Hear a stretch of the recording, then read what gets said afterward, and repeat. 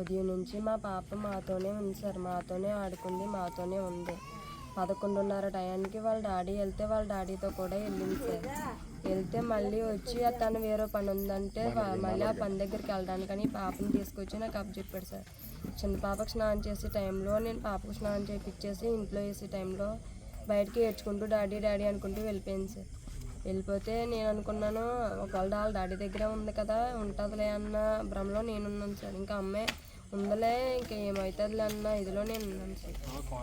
అంటే ఇంకా నేను చిన్న పాపని చూసుకుంటున్నాను సార్.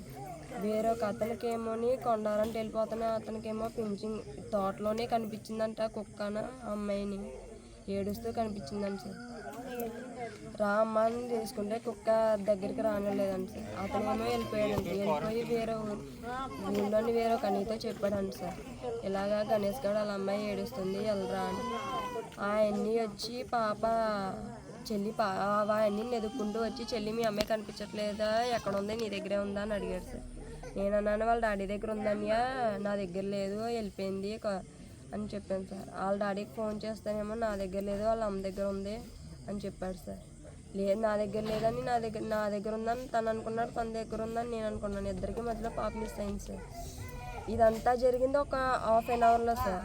ఆ పాప వెళ్ళింది పింఛింగ్లో కుక్క వెంట్రుకలు, పాప తల వెంట్రుకలు తగిలినట్టు ఆజుకి తెలుస్తుంది సార్. ఎవరు చెప్పారు మాకు మా ఆయనకి కనిపించేది సార్. ఇంకంతే సార్. ఇంకా మేము మొత్తం వెంటనే తోట మొత్తం తిరిగేసాం సార్. ఎక్కడ పాప చిన్న అడుగుజాడు కూడా కనిపించలేదు సార్.